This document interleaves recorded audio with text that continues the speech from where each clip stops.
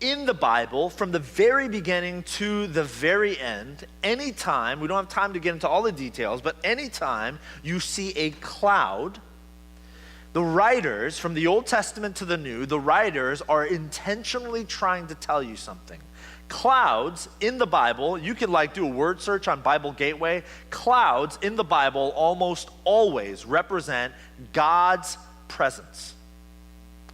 So the fact that Jesus ascends and is not taken away into the galaxies, right? That's what we often think. Jesus' ascension, he just floats and floats and floats and then he's gone. Like way up there, a little sky, like star in the sky. No, that's not what the story tells us.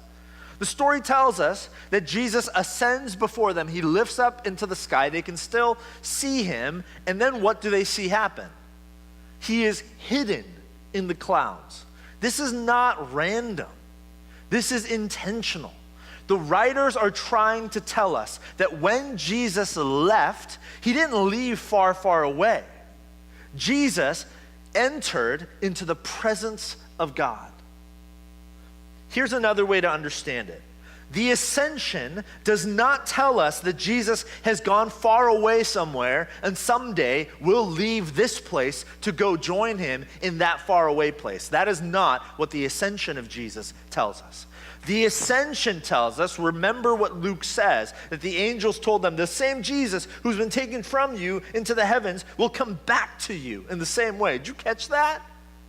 The way you've seen Jesus go hidden and enter into the clouds, ascend and enter the clouds, this Jesus is going to come back. The ascension does not tell us that Jesus has gone far away and that someday we'll follow him to that far off place. The ascension tells us that Jesus is in heaven, ruling the whole world, and he will one day return to make that rule complete. That's the ascension. Here's another way to understand it. It'll be up here on the screen. The ascension is not about Jesus' distance away from us.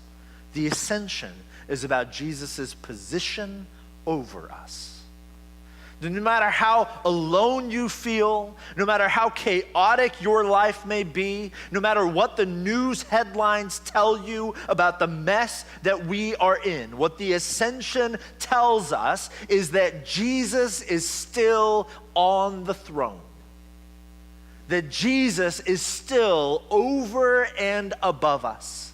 That he is in the presence of God himself, that he himself is God, the rightful ruler of the world. And yes, our world and our lives are still in quite the mess. But someday, as the angels promised, he will return. And when he does, he will make all things right. The theologian N.T. Wright says this, that the ascension celebrates the fact that Jesus has gone on ahead of us into God's space, God's new world, and is both already ruling the rebellious present world as its rightful Lord and also interceding for us at the Father's right hand. To embrace the ascension is to heave a sigh of relief, to give up the struggle to be God, and with it, the inevitable despair at our constant failure. Isn't this what we all need? Isn't this what you need? To know that you're not God? Because if you were, you and I and the rest of the world would be in a lot of trouble, right? Isn't this what we need? To know that you're not God, and neither am I, and neither is anyone here on earth. Isn't this what we need? In the midst of our waiting for healing and renewal and peace in our lives, that Jesus is still ruling and reigning over the world? That even if it doesn't feel like it sometimes, Jesus is still in control, and that someday he will return to set wrong things right and to make his rule complete? Isn't this what we need today, maybe more than ever?